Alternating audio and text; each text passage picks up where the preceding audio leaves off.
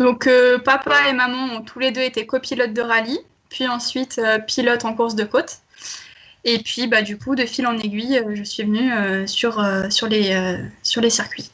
Donc en karting et après en voiture. Pas trop de pression d'être la petite dernière à reprendre le flambeau du sport auto? Non, ça va. Après, ça aide vraiment d'avoir des parents une famille qui soit aussi soudée et présente dans le sport auto. Tant sur le point conseil, et puis même, je sais que, par exemple, en 2011, où j'ai fait je ne sais combien de courses, j'aurais jamais pu faire ça si mes parents étaient pas passionnés non plus, quoi. Donc, tu as baigné très très jeune dedans?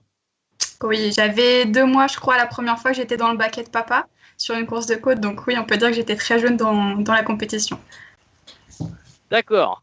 Donc, Adeline, revenons plus sérieusement à nos moutons. Tu commences la compétition, tu te lances en 2006? Tout à fait, en mini-kart. Ouais.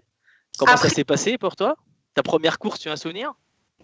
Non, honnêtement, pas du tout. J'ai fait 1 an à l'école de pilotage de Villars. Donc, pour apprendre, donc c'était Jean-Paul Chotaille et Étienne Magan. Et j'avais donc Alex Deschamps, qui doit certainement nous regarder, qui m'a fait pas mal de coach quand j'étais petite pour apprendre à rouler. Et puis du coup, donc après 1 an d'école de pilotage, on s'est lancé en compétition. Donc du coup, de 2006 à 2010, c'est, on va dire, l'apprentissage pour toi? Oui, c'est ça, avec des petites catégories, où on essayait de faire quand même un beau championnat, mais après, c'était vraiment de l'apprentissage, oui. Déjà la confrontation avec les pilotes masculins? Ouais, c'est ça. Petite, c'était vraiment difficile. Petite, j'en ai vraiment bavé, on va dire. J'étais vraiment la bête noire qu'il fallait sortir dès le départ, quoi. Donc, petite, c'était difficile. 2011, c'est année fructueuse pour toi. 17 courses, 11 victoires. Et le Graal, titre de championne de France féminine, tu peux nous en toucher un petit mot? Oui, c'était vraiment une très très bonne saison avec pas mal de victoires, comme tu l'as dit, et des podiums. Et puis bien sûr le titre de championne de France féminine que je m'attendais pas forcément, surtout que j'étais toute jeune, j'avais 12 ans et demi. Donc c'était une très bonne surprise et puis un souvenir mémorable, quoi. Pas trop de jalousie de la part des vieilles féminines? Non. Après, la jalousie, il y en a toujours entre filles, hein. Mais non, ça allait. C'est quoi le plus dur, se battre entre filles ou entre garçons? Je dirais que je suis plus copine avec les garçons, on va dire. Après, c'est aussi dur des deux côtés, mais il vaut mieux être copain avec des garçons qu'avec des filles quand même en course. Ah ouais. On passe en 2012, Adeline. Donc, après une année riche en victoires et en succès, 2012, intégration au programme CIK FIA, donc l'académie. Donc là, c'est là où sont regroupés les jeunes de 13 à 15 ans. Et là, tu finis 9e sur 53 et première féminine. Et au passage, 4e de la Coupe du Monde X30, à Lyon d'ailleurs, dans ton jardin. Ouais. Et bien sûr, tu fais première féminine et surtout, tu intègres la célèbre Académie Women in Motorsport. Ouais, c'était une vraiment très bonne saison, encore une fois. Par mes résultats, justement, en 2011, Cathy Muller, donc, qui était à cette époque-là la gérante, la responsable de la fédération Women in Motorsport niveau France, donc nous a contactés par mail et donc m'a proposé de réaliser des tests pour les femmes. De là, on a eu des sélections et puis me voilà lancée dans le championnat du monde de 13-15 ans. Alors, comment ça s'est passé, ton intégration dans ce programme FIA Women Motorsport? Tu peux nous en parler un petit peu, développer? Du coup, donc, Cathy Muller, comme je te l'ai dit, m'a envoyé un mail. De fil en aiguille, j'ai dû réaliser des tests en Italie, où on était une dizaine de femmes, je crois. Donc, c'était des tests autant physiques que morales, que même sur circuit. De là, j'ai terminé ex aequo avec une autre fille. Donc, les 2 filles, nous avons été pris. Et puis après, donc, les compétitions, donc 3 courses de championnat du monde. Donc, c'était une à Braga, une à Bahreïn et une à Angerville. Donc, Bahreïn, bien sûr, c'était génial. Avec des courses de nuit à côté du circuit de Formule 1, donc c'était vraiment super. Et puis Braga, la première course en championnat du monde, donc c'était assez stressant aussi. D'accord. Qu'est-ce qui était le plus stressant? Le fait d'être loin de la France, l'ambiance, les pilotes, le niveau? Qu'est-ce qui t'a plus stressé, on va dire? Le niveau, le niveau, et puis de se dire qu'on est sur une course de championnat du monde, c'est impressionnant de se dire, t'as fait du niveau France, on va dire, et puis d'arriver direct sur le championnat du monde, de se dire, est-ce qu'il faut y arriver, tout ça. Je me rappelle encore papa qui disait, oh, mais il faut qu'on soit qualif, quoi, faut qu'on soit qualif. Puis au final, on était bien qualif, et puis on a terminé 9e en fin de saison, donc c'était super. Et c'est ce passage à l'académie Women, qu'est-ce que ça t'a appris au point de vue pilotage et même gestion hors karting? Parce que vous n'êtes pas focus que sur le pilotage. Non, on est aussi focus sur tout ce qui est communication, on va dire. Donc moi qui étais jeune, j'avais pas non plus un niveau d'anglais super, quoi. Et puis rien que sur l'anglais, j'ai vraiment progressé. Rien que par exemple pour les tests, pour tester donc les femmes entre nous, on avait des tests de communication en anglais. Donc rien que sur l'anglais, ça m'avait fait progresser énormément. Et puis même tant sur le pilotage en compétition avec donc au championnat du monde, de voir les pilotes rouler, forcément au début je suis arrivée à Braga justement, j'étais assez loin niveau temps la première séance, puis j'ai suivi un pilote donc du championnat du monde, et puis direct j'ai fait le 3e temps, quoi. Je l'ai suivi et puis je me suis dit il faut que tu fasses pareil, et puis direct les temps ils sont tombés parce qu'ils avaient une autre méthode que j'avais pas forcément, quoi. Et dans cette académie, tu avais des obligations de résultat? Non. Non. Il fallait que je fasse le mieux possible, puis même pour moi, hein, bien sûr. Mais il n'y avait pas de faut que tu sois dans le top 10 ou autre, quoi. Du coup, cette expérience t'a permis aussi de gérer des courses, on va dire, quand on est au haut niveau, d'une approche différente, que tu fais une course régionale, voire nationale, et ça peut aussi te servir pour le passage en voiture ou en monoplace. Oui, tout à fait. Tout à fait, il fallait... même appréhender les courses différemment, il y avait plus, on va dire, entre guillemets, de stratégie, quoi. Il fallait être plus méthodique et autres. Et forcément, après, quand on retourne sur les niveaux français, on a acquis plus d'expérience et c'est, entre guillemets, plus facile. Et du moment que tu as intégré cette académie, quel a été le regard de tes camarades de piste? Non, honnêtement, ça allait. J'ai pas de mauvais souvenirs, entre guillemets. Ouais, t'étais pas la fille à abattre, on va dire? Non, de toute façon, j'ai toujours été, entre guillemets, la fille qu'il fallait abattre, quoi. Mais ça, je pense que c'est pour toutes les filles, entre guillemets. Mais non, ça n'a pas été plus, quoi. Ouais. Comportement correct ou viril? Pour moi ou pour les autres? Pour les autres ou même toi? Moi, j'étais un peu plus virile, je pense, après l'académie. J'étais pas très gentille. Je pense à une course à Varennes où j'avais des soucis de moteur. Et que quand je me faisais doubler, je redoublais direct pour un peu pousser les garçons, que je gagne un peu de terrain, quoi. Donc j'étais un peu virile après quand même. Mais non, les garçons, c'est aussi très viril. Je pense à une course à Ortona où j'étais 3e. Et 2 garçons au départ m'ont pris en sandwich pour que je finisse dernière et qu'après il fallait que je remonte, quoi. Mais bon, le résultat de 3e, il était un peu loin, quoi. Ouais, déception? Oui, à Ortona, j'avais une bonne déception, oui. Qu'est-ce qui t'a manqué? C'était matériel ou concentration? À Ortona? Ouais. Non, pas du tout. Justement, j'étais 3e. Et puis, j'ai rien pu faire, quoi. Les deux, ils se sont mis contre moi. Et puis, j'ai volé. Et puis, ils sont tous passés vu que c'était le départ. Et puis après, pour remonter, je suis remontée. Mais bon, la 3e place, elle était inaccessible, quoi. Du coup, Adeline, on passe sur l'année 2013. C'est vrai que tu es une jeune pilote, donc du coup, on en profite aussi.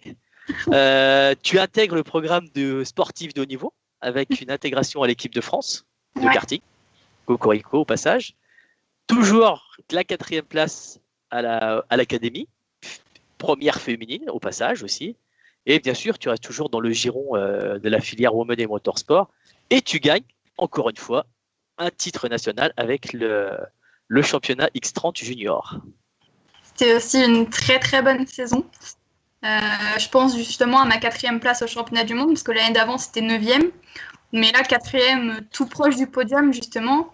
Donc là c'était encore une récompense supplémentaire. Et puis aussi ma victoire à la Coupe de France X30 à Lavelanet était vraiment un super souvenir. Je me rappelle que j'avais eu les larmes aux yeux parce que c'était un week-end où on avait eu pas forcément de soucis, mais ça faisait longtemps que je rêvais d'une victoire dans le domaine France. Et puis je l'ai eu, donc j'étais vraiment très très heureuse ce week-end-là aussi. Oh, t'as pas trop patienté, t'as juste attendu 2 ans pour remettre les couverts. Oui, mais bon, je voulais tellement c'était des victoires, parce que c'était une Coupe de France, mais bon, c'était quand même important, quoi. Et puis, au moins une victoire sur le domaine de la France, ça fait plaisir, quoi. Ouais, une victoire sur les hommes. Ouais, tout à fait. Et du coup,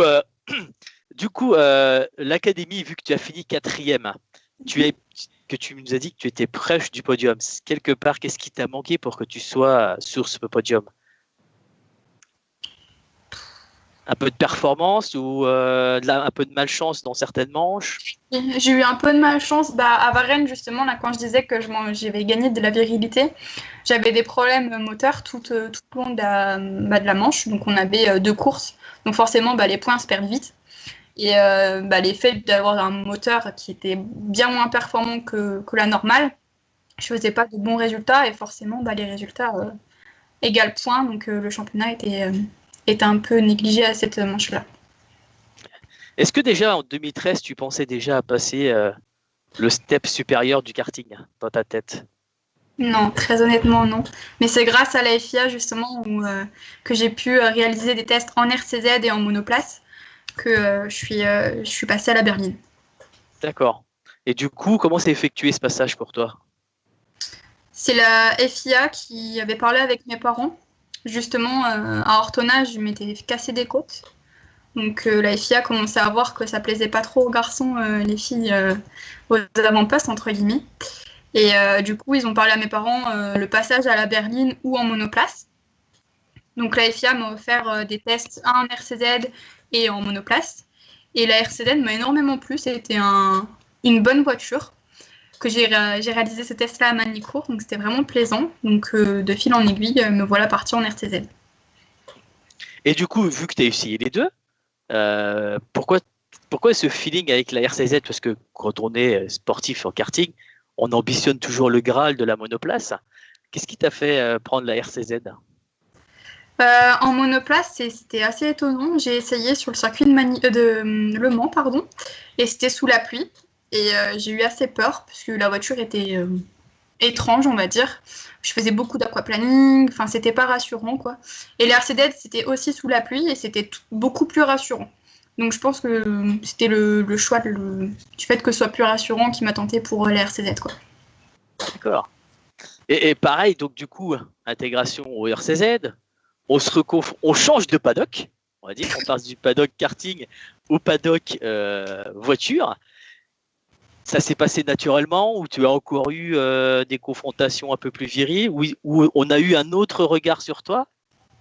On en profite, on a une féminine, il faut y aller ce soir. Donc, disons qu'en RCZ, j'avais le regard de la jeune déjà, toute jeune par rapport aux autres, parce que je devais avoir 15 ans. Donc 15 ans par rapport à des personnes qui ont 30, 40 ans, ça fait une bonne différence. Puis j'avais aussi le regard de la femme, donc les deux cumulés, c'était pas toujours facile, quoi. C'était plus stressant pour toi en RCZ ou le kart? RCZ. RCZ? Ouais. Parce qu'en kart, entre guillemets, quand il pleuvait ou quand il faisait beau, je savais que j'allais toujours le rattraper ou autre parce que j'avais de l'expérience, quoi. Que RCZ, j'avais pas pu beaucoup rouler parce que déjà les entraînements coûtaient forcément cher parce que c'était pas ma propre voiture. Donc les entraînements coûtaient cher, j'avais pas beaucoup d'expérience. Donc forcément, j'avais plus peur que la voiture m'échappe ou autre, donc c'était plus stressant pour moi.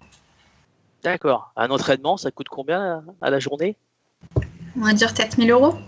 4 000 €. Et le budget pour une course, on va dire? Peut-être 10 000 €, moi, honnêtement, je dis peut-être des valeurs absurdes parce que je me rappelle pas forcément, quoi. D'accord. Du coup, là, on va dire que tu es passé dans le sport auto. Est-ce que pour toi, le sport auto est encore un peu fermé aux femmes? Non. Enfin, les hommes ne sont pas toujours forcément accueillants, bien sûr. Ouais. Mais après, quand on veut, on peut forcément. Donc, je suis une femme, je me suis battue. Donc, je pense que toute femme qui veut vraiment rouler et qui le souhaite peut forcément rouler, quoi. D'accord. Et du coup, cette année en RCZ, en 2014, tu changes en 2015, tu passes sur la Clio Cup. Et au vu de ce que on a reçu ton CV, tu as eu une petite passe amoureuse dans cette catégorie, on va dire. Ouais. Bah, justement, le choix de la Clio Cup, c'était parce que justement la location de la RCZ coûtait beaucoup trop cher. Je pouvais pas m'entraîner. J'ai réalisé que 2 courses parce que ça coûtait vraiment extrêmement cher, tout ce qui était assurance, location de la voiture. Donc le choix, mes parents ont décidé d'acquérir une Clio Cup 3. Et du coup, nous voilà partis en Coupe de France des circuits. Donc là, j'ai pu faire plus de tests. J'ai pu faire tout le championnat, qui était donc la Coupe de France. Donc là, j'ai pu acquérir plus d'expérience. Et puis, c'est une voiture que j'aimais vraiment bien. Donc nous voilà partis pour 2 années en Clio Cup 3 et après la Clio Cup 4. Tu as des petites anecdotes, des bons souvenirs durant ce passage de 2 années en Clio Cup? Oui, ben, j'ai eu 2 podiums à Anneau-du-Rhin. Donc c'était vraiment de super sensations puisque j'avais pas eu encore de podium en berline. Donc c'était vraiment de bons souvenirs. Et puis même la Clio Cup était une voiture fortement agréable, la Clio Cup 3. Et puis sur d'autres circuits, c'était, je pense à Pau-Arnos où on a un pif-paf qui est vraiment agréable à prendre en fond de 6. Donc ouais, j'ai des bons souvenirs aussi en Clio Cup 3. Ouais. Et du coup, tiens, on va parler un peu technique, voiture. Quelle était la grande différence majeure pour toi du passage RCZ Clio Cup en termes de puissance? Laquelle était un peu plus puissante que l'autre ou peut-être plus difficile à dompter? Alors la RCZ était plus puissante, pardon, mais elle était plus difficile à conduire. Mais aussi, je peux dire qu'il y avait un manque d'expérience, donc les deux sont difficiles à comparer. Mais je pense que la Clio Cup 3 m'a plus plu, parce qu'elle était un peu moins vicelarde, on va dire. Donc je pense que la Clio Cup 3 m'a été plus appréciable pour moi, quoi. En termes de châssis, tu te sentais plus à l'aise sur la Clio? C'est ça. Peut-être que l'empattement était plus petit et que la RCZ était différent. Hein. Il y avait une grande différence de poids? Non, pas forcément, mais je sais que la RCZ, justement, on avait de gros problèmes à chauffer les pneus arrière. Ouais. Donc, c'était pas toujours rassurant. Que la Clio Cup 3, j'arrivais un peu mieux à les chauffer, quoi. Donc, du coup, tu revenais aux avant-postes? Ouais. Ça, gros capital confiance? C'est ça, parce qu'en RCZ, ça avait quand même du mal de se voir un peu au fond. Et puis, retour en Clio Cup 3, donc la confiance a réaugmenté un petit peu, quoi. Du coup, peut-être que c'était peut-être plus facile pour toi, tu te battais moins avec la voiture aussi. Oui, aussi. Puis non, mais c'était surtout le fait aussi que ce soit pas ma voiture. Donc sans arrêt, je voyais entre guillemets le chèque de caution, etc. quoi. Donc c'est pas facile en tant que pilote de rouler et de se dire casse pas l'auto, quoi. Parce que c'était toi qui t'as acheté ta Clio pour la Clio Cup? Mes parents. Tes parents. Alors après, comment ça se prépare cette voiture? Tiens, parle-nous-en. Papa, il passe de longs week-ends dessus. Donc il fait tout. Papa, je pense justement là cette année à Dijon, donc j'ai cassé la voiture. Et puis vu que j'étais partie en stage, je vous en parlerai certainement plus tard, donc il a eu 6 mois où il a mis la voiture à nu, il a toute refaite, il a fait la déco, tous les triangles ont été repeints, donc elle est passée au fin peigne, pardon. Donc papa a beaucoup travaillé, il a toujours beaucoup travaillé, que ce soit sur le kart, sur la Clio, enfin avec Titi aussi, donc c'est mon mécano, qui était aussi le mécano de mes parents. donc voilà, c'est très familial et je les remercie beaucoup de m'aider autant. D'accord. Et alors du coup, combien ça te coûte une saison en Clio Cup? Tu t'en rappelles? Tu sais, tu peux nous dire? La voiture à l'achat, c'est une Clio standard ou on a déjà sur un modèle GT? C'est aux alentours de 30 000 certainement. Mais non, après, une saison, ça coûte forcément cher avec tout ce qui est pneus, essence. Je sais que quand on est passé à la monoplace, déjà, tout ce qui était pneus et carburant, on usait déjà moins, tout ce qui était plaquettes aussi. Parce que forcément, qui dit berline dit poids lourd. Donc, pour arrêter, pour dans les virages, il y avait tout le poids à traîner, entre guillemets. Donc, on consomme plus, quoi. Qui c'est qui va à la chasse aux sponsors? C'est Mademoiselle Prudent ou c'est Papa Prudent? Les deux. Les deux? Les deux, mais c'est difficile de trouver des sponsors. Hein. Ouais. Et c'est difficile pour une femme de se faire sponsoriser? Vous avez rencontré des difficultés? Ouais. Après, je sais pas si c'est la femme ou l'homme en général. Mais je sais que une année, j'ai envoyé peut-être 50 pressbook et j'ai eu 2 réponses. Les 2 étaient négatives. D'accord. On a une petite question. Tu as cassé la voiture et il s'est passé quoi? Donc, c'était à Dijon. Donc, c'était ma 2e course en monoplace. J'étais en bataille pour la 3e place. Donc, il y avait le 3e, 4e, 5e. J'étais 4e. Le 3e s'est mis en tête à queue devant moi. Puis avec le 5e, on s'est accroché en l'évitant. Voilà. Et donc, saison finie. Déjà, elle était finie parce que je partais en stage, mais c'est mal fini, quoi. Donc, je pense que c'est un de tes plus mauvais souvenirs. Oui. Ouais. Oui, clairement, ouais, parce qu'en plus, sur une monoplace, on voit tout de suite les roues arrachées. C'est beaucoup plus impressionnant, quoi. Puis en kart, quand on voit une biellette ou autre, on se dit, ça va, quoi. C'est petit, enfin, ça va. Que sur une monoplace, quand on voit une roue qui est un peu de travers, on se dit, il y a du boulot, quoi. Alors, on a enchaîné sur tes saisons Clio Cup, donc 2015-2016. Et en 2017, on voit Shell Marathon, premier européen et vice-championne du monde. On est intrigué. Qu'est-ce que c'est? Qu'est-ce que c'est le Shell? Moi, je le connais, mais je pense plutôt à nos auditeurs. Non, donc, par mes études, donc, j'ai réalisé un bac SSVT. Et donc, après, j'ai réalisé un BTS moteur combustion interne. Donc, j'apprenais tout ce qui était sur les moteurs à la Joliverie à Nantes. Et du coup, donc, par le biais de mes études et donc par le biais de ce BTS, on a construit donc une voiture qui s'appelait City Joule.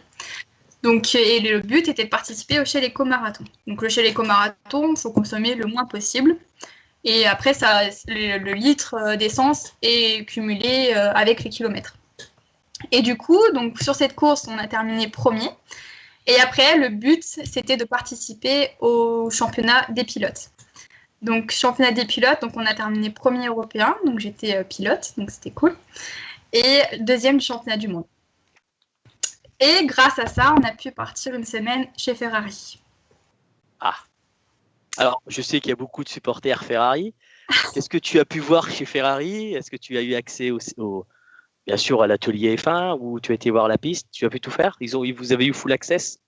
Ouais, puis avec City Joule, j'ai pu rouler sur la piste privatisée de Ferrari. Donc forcément c'était City Joule, donc ça allait pas bien vite, mais c'était quand même super, quoi. Donc tu as fait Fiorano? Ouais, tout à fait. Ils ont même pas pu vous prêter une petite voiture pour s'amuser? Non, pourtant il y en avait un. Ah ouais. Et du coup, est-ce que tu as rencontré les pilotes Ferrari là-bas? Non? J'ai rencontré Marc Genet. Ah, pilote d'essai? Ouais. Et justement, j'ai conduit la voiture du Shell avec Marc Genet à côté, donc c'était rigolo. Et puis, non, c'est le seul. J'ai rencontré aussi Kimi Raikkonen, qui est monté dans notre voiture City Joule. Donc, c'était sympathique aussi. Donc, j'ai pu parler avec lui, donc c'était assez rigolo. Et Maranello, ça prend au trip quand on y arrive? Ouais. C'est ce que je disais à mes parents. Je suis rentrée dans une pièce où il y avait toutes les Ferrari qui ont roulé, donc de chaque année. Et quand je suis rentrée dans cette pièce, j'avais les frissons, les larmes aux yeux, quoi, parce que c'était juste magnifique, quoi. Il y avait les voitures de Niki Lauda, il y avait toutes les voitures de Michael Schumacher. C'était juste splendide, quoi. Du coup, retour à la maison, on redescend sur Terre, ouais, on rattaque une saison 2018. Et là, c'est aussi une très belle révélation pour toi, parce que 5 podiums, 3e du championnat de France Clio Junior, 3e à Nogaro, 3e à Pau, 3e à Valencia en Espagne, 3e à Manicourt, 3e au Castellet. Tu as enchaîné les 3e places, donc... 3e, j'aurais pu faire mieux quand même. Mais bon. Ah ouais, mais bon. C'était vraiment cool. C'était une bonne saison aussi. Le but, c'était forcément le podium du championnat junior. Et le but a été atteint, donc c'était une bonne saison aussi, ouais. Vous êtes combien en paddock, en Clio Cup généralement? On était à peu près une trentaine, voire plus. 3e sur 30, c'est déjà pas mal. Non, ça c'est le général. En junior, on était 10, 15. Ça dépendait. 10 plutôt. Des courses. Ouais, 10 plutôt, ouais. Et du coup, pour toi, pour résumer, de 2014 à 2018, quelle a été pour toi ta plus belle année? 2018. 2018? J'ai eu aussi une bonne dernière saison en Clio Cup 3, mais j'ai quand même, je vais passer pour une folle un peu à dire ça, mais Pauville, c'est un circuit que j'adore. Et on pouvait le faire en Clio Cup 3, en Clio Cup 4, avec la Clio Cup France. Et ce circuit, j'ai pas eu du tout de bons souvenirs tout le temps, chaque année, mais c'était un circuit que j'ai adoré. Donc voilà. Et avec le retour sur ta Clio Cup, donc tu nous as dit que c'était 2018, c'était ton année la plus riche, et celle que tu as le plus, bon, allez, le moins apprécié, on va dire. Je vais pas dire le plus détesté, on va dire le moins apprécié, parce que... 2017 du coup. Ah, l'année d'avant? Ouais. J'étais toute jeune dans la Clio Cup France, donc c'était pas toujours facile. J'étais des fois assez loin niveau peloton. Que la deuxième année, j'arrivais à me rapprocher des temps des Cadors, donc j'y arrivais déjà un peu plus, quoi. Que la première année de la Clio Cup 4, en sortant de la Clio Cup 3 où j'arrivais à faire des podiums et tout, c'était quand même difficile de se dire, là, tu repars et t'es plus vers la fin du peloton, quoi. Et il y a une grosse différence entre une Clio Cup 4 et une 3? Oui, plutôt. Déjà, il y a les palettes. Après, ça, c'est pas non plus au niveau pilotage, ça change pas beaucoup. Mais il y a les freins assistés. La frein assisté était sur la 3. Et donc, sur la 4, je pouvais reprendre le frein pied gauche. Mais du coup, c'était pas... Enfin, ça change quand même beaucoup, quoi. Et puis, le niveau est quand même plus élevé en Clio Cup 4. Et t'as fallu un gros temps d'adaptation par rapport aux deux types de véhicules, ou ça s'est fait assez rapidement? Le temps d'adaptation a été, c'est juste que après le niveau était tellement élevé avec des pilotes qui ont d'expérience fabuleuse, quoi. Donc le niveau était tellement plus élevé qu'il m'a fallu moi après atteindre le niveau, quoi. Et justement, on parle de la monoplace qui est assez physique, que ce soit pour un homme ou pour une femme, attention. Cette préparation physique qu'on a en monoplace, est-ce que toi, quand tu as passé la monoplace après, tu as eu besoin aussi d'une préparation physique en voiture? Ouais, quand je suis montée dans une monoplace, j'ai dit à papa, je me suis encroûtée en berline, quoi. Ah ouais? Ouais, non, parce que tout ce qui était les virages, avec les jets, ma tête, elle partait sans arrêt, quoi. Donc maintenant, papa, il m'a fait plein de mousse pour que je sois un peu mieux, quoi. Mais la tête, ça partait, les bras, forcément, c'est plus dur. Mais oui, vraiment, je l'ai vraiment senti que la berline, c'est plus facile à conduire qu'une monoplace. D'accord. Sur le plan physique, bien sûr, je parle. Sur le plan physique, ouais. Et sur le plan technique, lequel est plus compliqué? Pour moi, je dirais que c'était la berline, parce que justement, avec un passif de karting, je me suis plus retrouvée dans une monoplace. D'accord. Ah, donc le karting, t'as aidé sur la monoplace, alors? Propulsion, forcément le karting aussi c'était un peu plus dur dans les bras, le coup en kart il faut aussi l'avoir, donc je me suis plus retrouvée, karting monoplace pour moi c'est plus proche, quoi. Le karting, t'as appris les courses en peloton, donc en Clio ça a dû être un petit peu plus facile. Même pas, parce que j'avais aussi peur d'abîmer la voiture, donc c'était délicat, ouais. Tu roulais à 80%? Ouais, c'est souvent que j'osais pas faire des freinages de fou parce que j'avais peur d'abîmer la voiture, quoi. D'accord, c'est vrai, quand on casse, c'est plus du tout. Si c'est le budget, là, c'est le budget famille, là. C'est un ponton, on peut y aller, quoi, mais en Clio, c'est quand même vite arrivé de casser quand même quelque chose, donc ouais, c'est souvent que j'étais sur les défensives, quoi. Alors, 2018 clôt ton chapitre voiture et t'ouvres le chapitre monoplace. Ouais. Alors, on voit un gros sourire, là. Ouais, la monoplace, c'est une voiture juste fabuleuse, quoi. Si j'ai un conseil à tous les pilotes de Berlin, c'est essayer une monoplace, quoi. C'est fabuleux.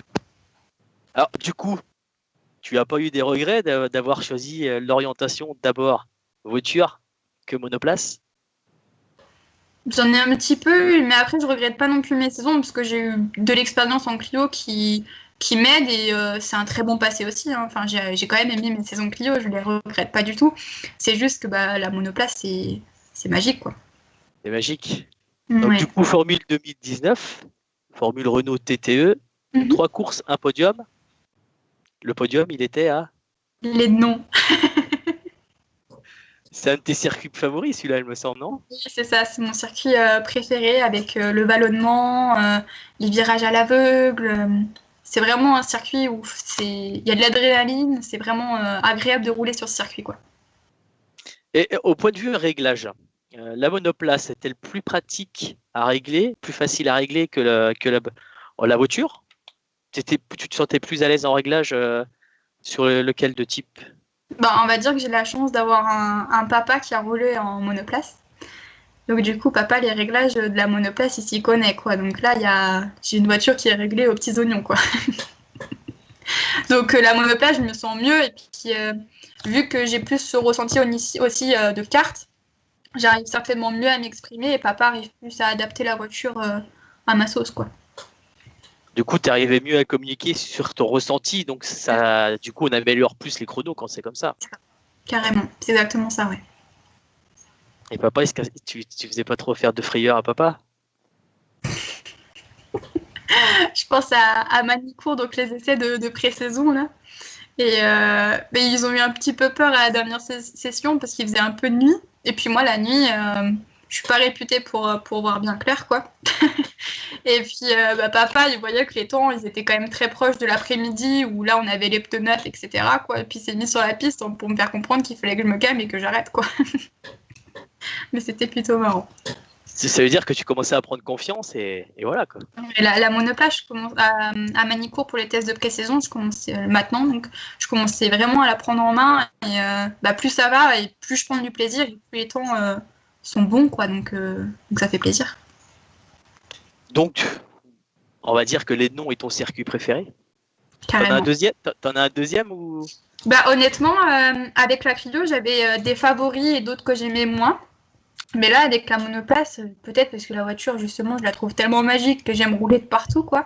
Mais avec la monoplace, j'ai les noms parce que les noms a toujours été mon coup de cœur. Mais de partout où je roule, je me fais plaisir, quoi. J'ai roulé à Manicourt et à Dijon avec. Enfin, c'est de partout. Je peux pas dire que j'ai un circuit vraiment favori, le Lénon, parce que c'est un coup de cœur depuis petite. Enfin, petite depuis que j'ai commencé en RCZ. Mais sinon, tous les circuits en monoplace sont super, quoi. Et entre un Lénon en monoplace et un Lénon en Clio, tu choisis lequel? Le Lénon en monoplace. C'est quand même pas loin de 20 secondes plus vite, quoi. Enfin... Ah, il y a quand même un gap de 20 secondes. Ouais, je crois que c'est 17. 17 exactement. D'accord. Ouais, ça... Faut y aller quand même. Et du coup, allez, je vais revenir sur une petite question que j'aurais dû te poser au début. Est-ce qu'il y a un ou une pilote qui t'a inspiré pour débuter une carrière en sport auto? Moi, l'inspiration, c'est ma famille qui me l'a apporté, quoi. Donc, je peux pas dire qu'il y a un pilote qui m'a inspiré. Par contre, un pilote qui m'a beaucoup marqué, donc c'est Lionel Régal, que beaucoup de personnes de la course de côte doivent connaître. Donc, Lionel Régal, il s'est malheureusement tué le 15 août 2010 en course de côte, sur la course de côte du Rongier, en Suisse. Et lui, il était juste un super pilote. Il a été 5 fois champion de France de la montagne. Il allait être 6e et malheureusement, il est décédé. Il a été aussi champion d'Europe. Donc, c'était juste une personne géniale. On était très proches, ma famille et sa famille. Donc, c'était juste une personne géniale. Et c'est son sticker qu'on voit derrière, sur le casque. Ça, c'est un cadeau de Noël que j'ai eu. C'était le casque que Lionel aurait dû porter. Et du coup, son frère et sa maman me l'ont fait pour un Noël. Donc là, on peut voir que c'était donc la couronne de Lionel, donc le 5. Donc c'est 5 titres et le 6e qu'il allait avoir. D'accord. Voilà, avec Lionel et son renard. D'accord.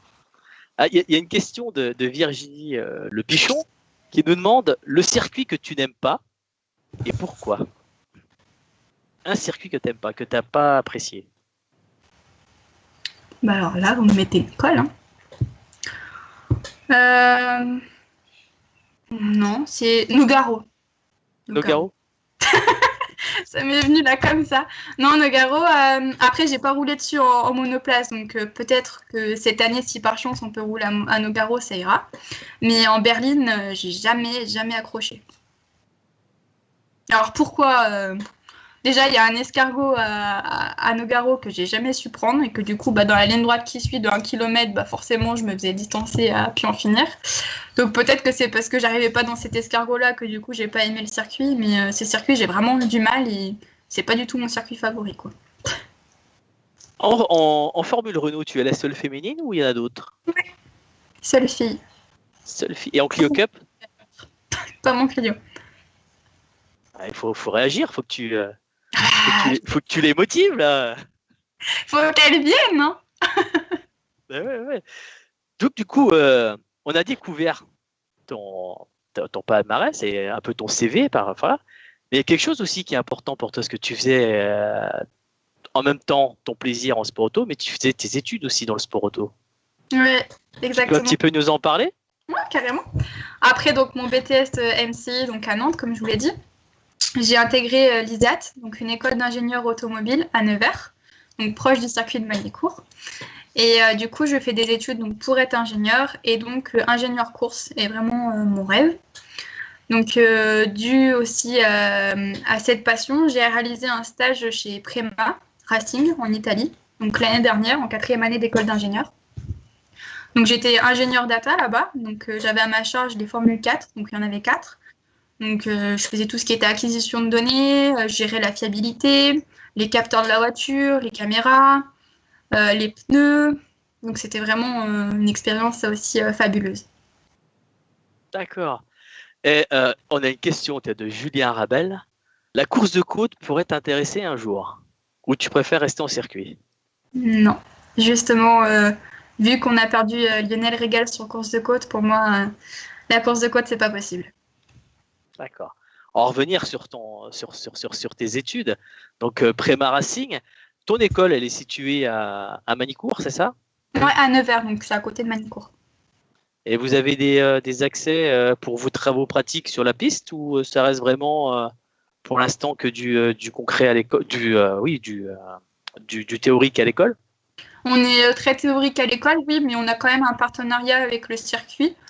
Donc pour les projets, par exemple, qu'on fait en 3e année, on peut très bien utiliser la piste. Et là, tu l'as fait à l'issue de ton bac, c'est ça, ou de ton BTS? Le stage? Ouais. Non, cette formation que tu fais. En fait, tout à fait. Et En fait, comment ça s'est venu? Est-ce que c'est venu naturellement que tu voulais faire cette école-là, ou c'est pour vivre ta passion autrement? non, ça m'est venu plutôt. En fait, depuis toute petite, je me dis que je sais pas ce que je ferais autre que le sport auto, quoi. Enfin, c'est tellement ma vie et ma passion que je me vois pas ailleurs que dans le sport auto. Et puis donc ça me travaillait. Et puis après, je me suis dit, bah tiens, pourquoi pas être ingénieur course, quoi. Donc j'ai fait le BTS pour avoir un diplôme de plus. Et puis par la suite, donc j'ai pu intégrer l'ISAT donc en 3e année. Et puis maintenant, bah, il me reste plus qu'1 an, donc j'espère avoir mon diplôme. Et qu'est-ce qui t'attire dans ce métier? C'est aussi l'adrénaline, puisque même si on pilote pas, on a quand même l'adrénaline pour le pilote. Je sais que, par exemple, pendant mes 4 mois de stage chez Prema Racing, j'étais quand même très stressée pour les pilotes, d'avoir bien fait mon boulot aussi. Mais on a quand même l'adrénaline, même si on pilote pas, puis on est sur un circuit. Enfin, on n'a pas à dire l'odeur de l'essence, le bruit des moteurs, c'est toujours là, quoi. Et du coup, tu nous as dit que tu étais ingénieur data.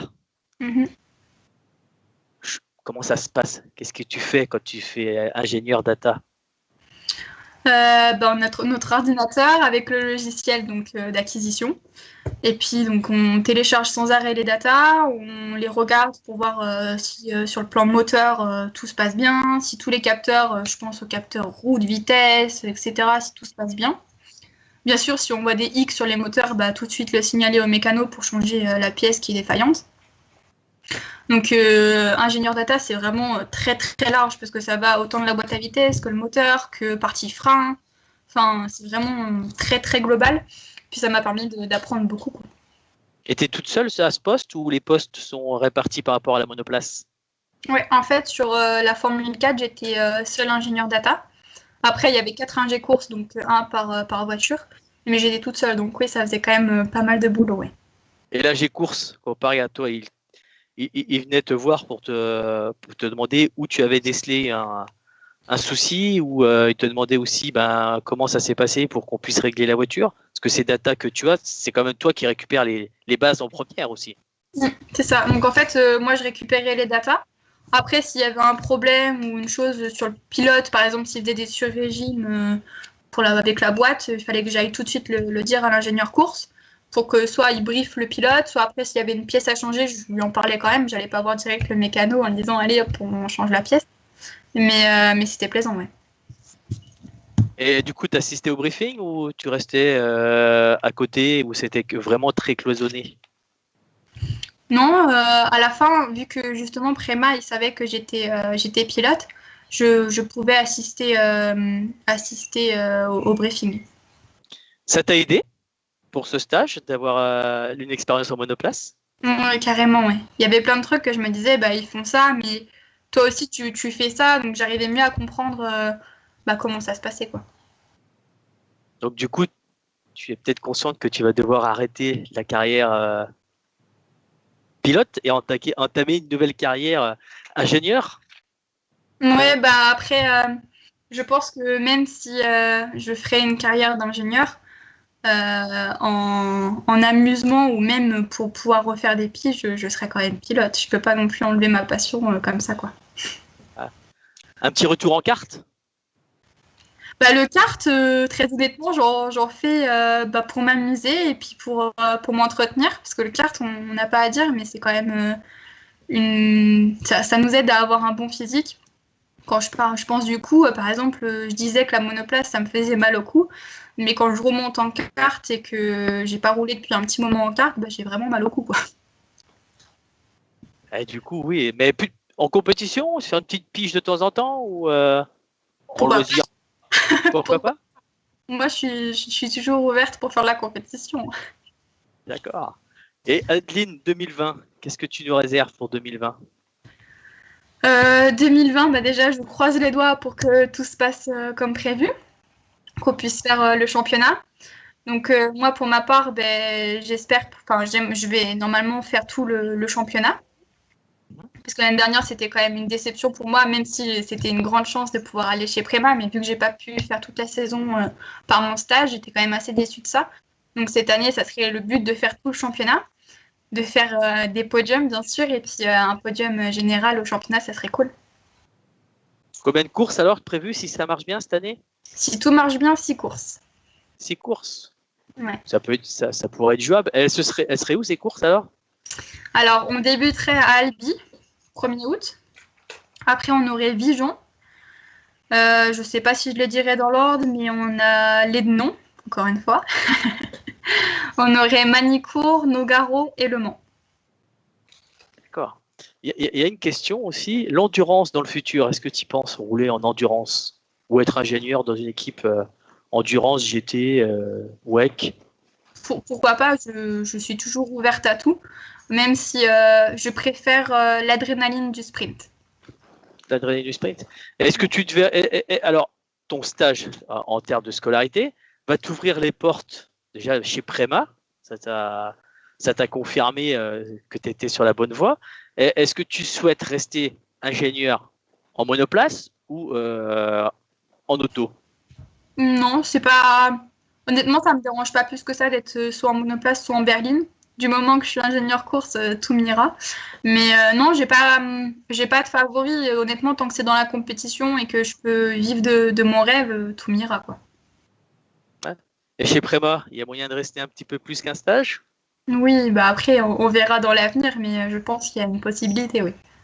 Ah, donc ce serait de bon augure. Oui, carrément, oui.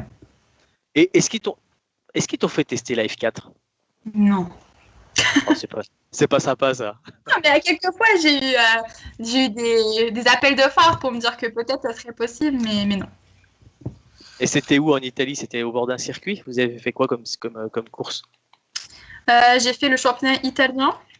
On a aussi fait l'Autriche. Donc on a fait... Qu'est-ce qu'on a fait en circuit? On a fait Hockenheim. On a fait après tous les circuits connus en Italie. Donc on a fait quand même pas mal de circuits. Et puis voilà, on a fait vraiment pratiquement tous les circuits en Italie, quoi. Et il y en a un qui t'a dit, ah tiens, celui-là je l'essayerais bien. Il y a un circuit qui t'a marqué? J'ai pas entendu lequel? Hockenheim. Ouais. Ouais. Bah après, honnêtement, ce qui est triste un peu, c'est qu'on ne puisse pas voir tout le circuit. En fait, quand on est ingénieur data, on fait pas les track walk, etc. Donc moi, je voyais juste les circuits point de vue pit lane. Donc on ne pouvait pas forcément tout voir. Mais après, quand je regardais les caméras, je voyais très bien que c'était un circuit plaisant, quoi. Donc l'ingénieur data, tu es derrière dans le motorhome, c'est ça? Non, j'étais au board pickling. Enfin, je vagabondais pas mal. Moi, j'étais pas non plus un point fixe. mais non, j'étais autant dans les stands pour les voitures qu'au board piste pour les voir passer, que vers les télés pour voir si tout se passait bien quand je pouvais pas voir. Enfin, on est vraiment en mouvement, quoi. Du coup, c'est un autre monde. Oh, 1, 2, 3 Alban. C'est un autre monde que tu découvres là. Ouais, j'ai vécu pendant 14 ans le monde du sport auto en tant que pilote. Et là, pendant 4 mois, j'ai vécu de l'autre côté, donc c'est-à-dire côté ingénierie. Donc c'était très différent. Pareil, j'avais quand même du stress parce que je me disais que j'avais quand même un rôle assez important. Donc si la voiture démarrait pas ou autre, s'il y avait un problème moteur, c'était quand même une grande partie de ma faute. Donc c'était quand même stressant. Mais après, les deux côtés me plaisent énormément, quoi. Et du coup, ça fait beaucoup plus de pression là. Ouais, ça s'est passé. Si je me trompe sur ma voiture, ça va, je m'en prends qu'à moi, quoi. Mais si c'est sur une voiture d'un autre pilote, c'est quand même plus malaisant, quoi. Et durant ce stage, votre team a eu des victoires? Tu as contribué à des victoires? Ouais, on a fait, pas des victoires, mais on a eu des podiums. Le niveau était assez élevé dans le championnat italien, allemand, pardon. Mais c'était vraiment cool. Les victoires, les podiums, pardon, c'était une bonne ambiance toujours. Les mécanos, les ingénieurs, on se saute tous dans les bras, on se félicite, donc c'est cool. Là, tu es sur Prema F4, mais Prema aux d'autres catégories aussi. Oui, bien sûr, ils ont la Formule 3 régionale, la Formule 3 FIA et la Formule 2, donc c'est un grand team. Et bien sûr, c'est à base familiale, donc on le sent et on se sent vraiment bien dans ce team. Tu serais prête à t'exiler en Italie alors? Oui, après, faut voir, mais j'ai vraiment adoré ce stage. L'ambiance, comme je l'ai dit, était fabuleuse. On est toujours super bien accueillis là-bas. Donc oui, pourquoi pas, c'était vraiment cool. Il y a un petit rêve d'ingénieur F1 dans le coin de ta tête? Non, pas forcément. Pas forcément. J'aime bien, pas tout maîtriser, on va dire, mais j'aime bien qu'on ait de plus petites équipes, comme ça, il n'y a pas 40 personnes qui sont sur une même partie, quoi.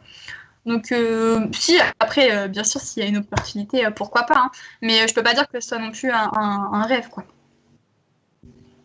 D'accord. Et que fait mademoiselle Adeline Prudent pendant le confinement? Bon, là, ça y est, ça va être fini. Qu'est-ce que tu as fait pendant ces 2 mois? J'ai beaucoup travaillé mes cours, énormément même.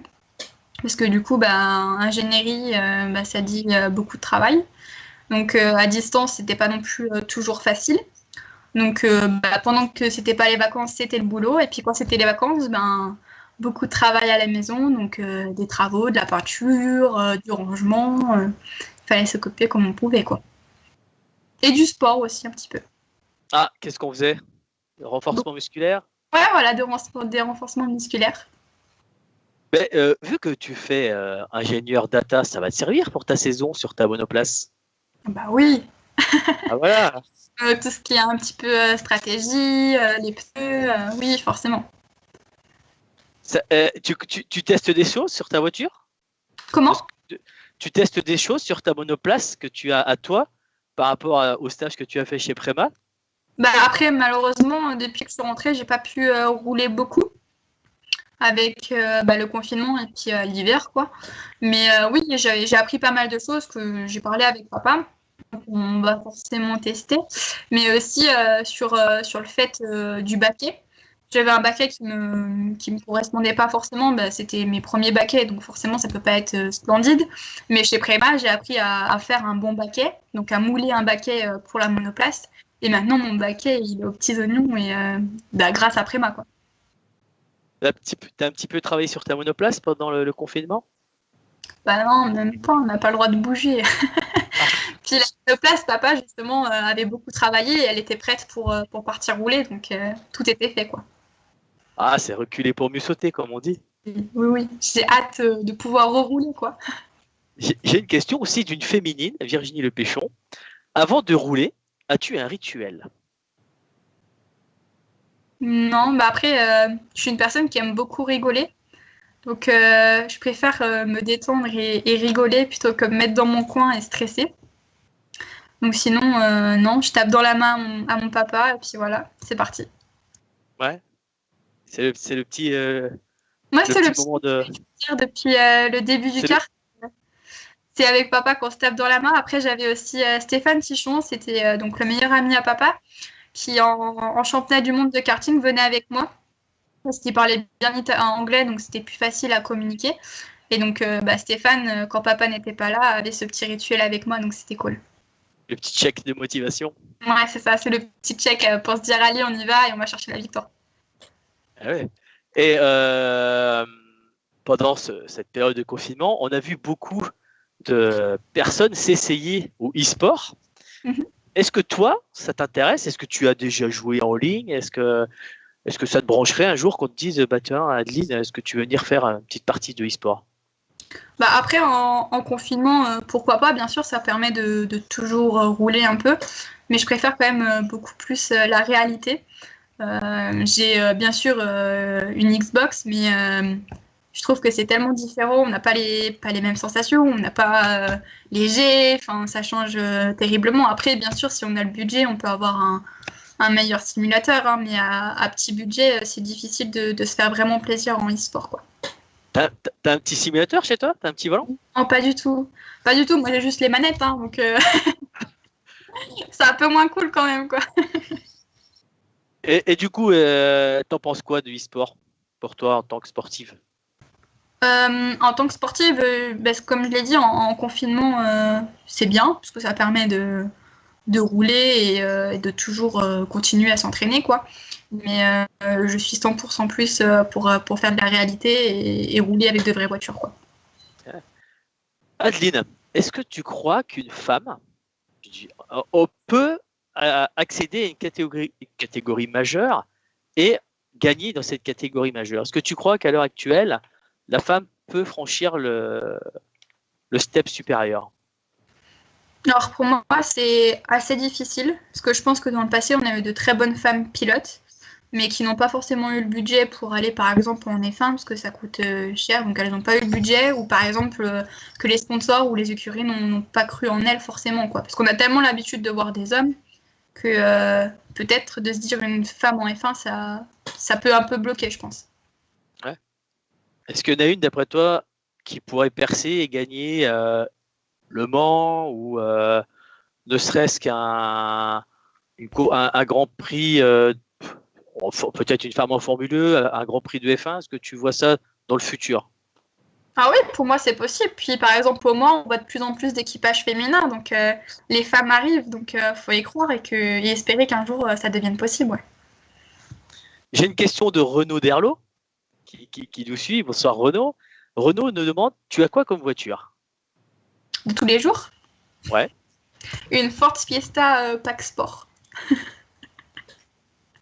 Combien de chevaux sur le capot? Elle avait 95, mais on l'a un petit peu plus, elle est à 115 maintenant.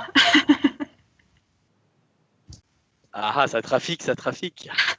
Il faut un peu accélérer quand même.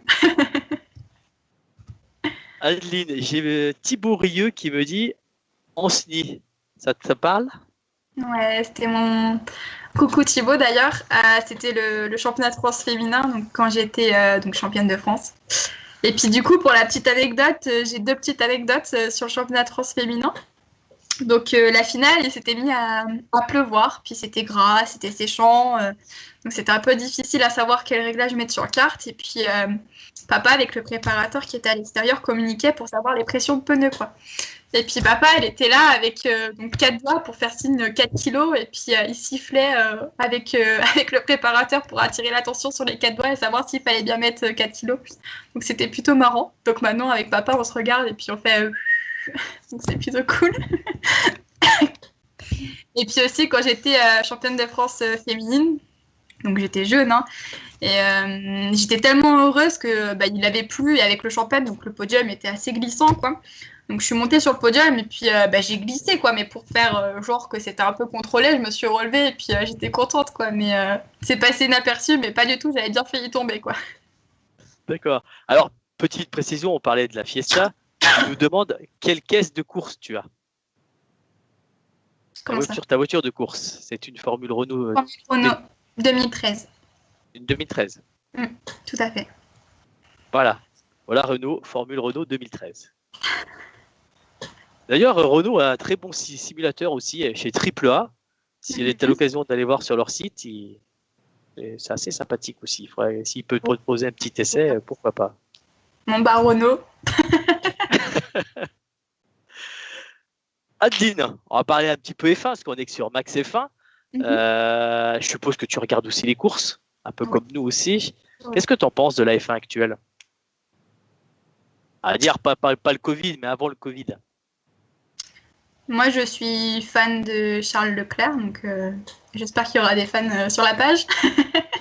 Mais je dis que en ce moment, je trouve qu'il y a de plus en plus de stratégies et c'est assez dommage. J'aimerais vraiment que la F1, ça se batte et qu'il n'y ait pas de stratégie de pneus ou dégradation de pneus ou de pilote numéro 1, numéro 2. Enfin, j'aimerais que la F1 se batte et qu'on ne regarde pas qui est premier ou autre, quoi. Enfin, point de vue team, bien sûr. Adeline, tu regarderas sur live, Renaud Derlot nous dit oui, tu peux passer avec plaisir et tu passes quand tu veux pour le simulateur AAA. Tu verras avec lui pour les modalités. Super. Voilà. Bon Renaud, bonne nuit. Ce que tu nous dis maintenant, je peux partir. Donc voilà. Ouais, donc la F1 pour toi, ça commence à être monotone, c'est pas moins vivant. C'est pas que c'est moins vivant, je pense que c'est toujours. J'adore toujours regarder des grands prix. C'est juste que je pense que s'il y avait moins de stratégie et moins de gestion, ça serait plus agréable et plus vivant. Et comment tu vois le futur de la F1? Allez, à l'heure actuelle, c'est flou, mais avec les nouvelles réglementations qui vont arriver, tout ça. J'espère juste que. J'adore tellement le bruit des moteurs, j'espère juste que ça va pas passer tout de suite à l'électrique. Après, je sais que l'avenir s'y penche, mais j'aimerais tellement que les Formule 1 restent avec leurs moteurs qui font du bruit pour un long moment, que ça serait cool. Plus nostalgique des années 2000 avec le V10 et le V8. Je sais que mes parents avaient une Formule 2. Donc le moteur du BM, j'en entends souvent parler. Et puis je sais que les bruits, c'est magique, quoi. J'avais une Clio 3 et une Clio 4. La Clio 4 faisait moins de bruit. J'étais moins heureuse avec la Clio 4 pour le moteur, quoi, parce que j'adore quand ça fait du bruit. Quand je suis retombée dans la Formule Renault, ça fait du bruit. Je suis heureuse, quoi. T'as les bouchons pour rouler, je suppose? Non. Non. Ah bon? Ah non, faut entendre le bruit. Non, après, parce que vu qu'il y a la radio à l'intérieur, ça fait quand même moins de bruit. Donc c'est quand même diminué, mais non, j'ai jamais roulé avec de bouchons et je préfère pas, quoi. T'as déjà assisté à un Grand Prix de Formule 1? Non, j'ai assisté aux essais à Monaco. Ouais. Donc c'était déjà assez cool, mais j'ai jamais assisté à un Grand Prix. D'accord. Si, vas-y, moi j'ai fini mes questions, on a fini live. Maintenant, si tu as des sujets que tu souhaites aborder ou discuter, ou faire passer un petit message. Juste remercier les personnes qui m'entourent et qui me soutiennent. Donc je vais les citer, comme ça peut-être qu'elles me suivront et je leur ferai un petit coucou. Donc il y a Stéphane Tichon, donc, comme je l'ai dit, qui m'a suivi sur les courses de championnat du monde. Il y a Olivier CB, donc, qui m'a beaucoup aidé sur mes saisons, notamment de karting et mon passage à la berline, donc, qui était un peu comme mon coach. Alex Deschamps, que j'ai cité au tout début, donc, qui m'a aidé à apprendre le mini-kart et donc le karting, et puis qui m'a pas mal aussi aidé par le futur. Donc mes partenaires, après, donc il y a CBL et V2, qui sont de la fermeture en bâtiment, donc tout ce qui est portail, mécanisme. Martinez Publicité, donc qui me fait ma publicité et tout ce qui est déco sur la voiture. Mon ASA, donc l'ASA Anden et le team Trébois. Et puis je remercierai bien sûr ma famille, sans qui, comme je vous l'ai dit, rien ne serait possible. Titi, le mécano, donc depuis les débuts. Et Maxime le UED, qui est mon meilleur ami, qui nous aide sur toutes les courses aussi. D'accord. Alors Adeline, maintenant que tu es sur Max F1 Live, si tu veux nous faire un petit coucou sur notre page Instagram ou sur notre page Facebook, ou si tu veux refaire un petit échange de 5-10 minutes ou dire voilà un petit coucou à nos abonnés, tu es la bienvenue. Ok, super, avec plaisir. Puis merci beaucoup pour ce moment, c'était fort agréable. Eh ben, à refaire quand tu veux et quand tu es disponible. Parfait, on fera ça. Voilà. Bah moi, je voudrais remercier toutes les personnes qui nous ont suivis, Julien Rabel, Marion Montagnard, Stéphane Rameau, Jeff aussi, Jeff Mamère, le fondateur de ex-Max FA Life, parce qu'on a changé de nom, Renaud Derlot, Thomas Mettetal, Virginie Le Pichon, qui est très active. Tu vois, on a une féminine qui est très active avec nous. Et tous les autres, on a Nadir Kuru, on a Amine Bonia et toutes les autres personnes qui ont été présentes sur ce live. On te remercie de ta participation, oui. de ton sourire et de ta jovialité. Ne change pas. Et tout bon pour toi pour les jours qui arrivent. Oui, merci, vous aussi. Au revoir, Adeline. À bientôt. Bonsoir tout le monde. J'espère que cela vous a plu d'avoir notre première féminine sur Max FA Live. Et on se retrouve à bientôt pour des nouveaux invités. Je vous remercie. Bonne soirée.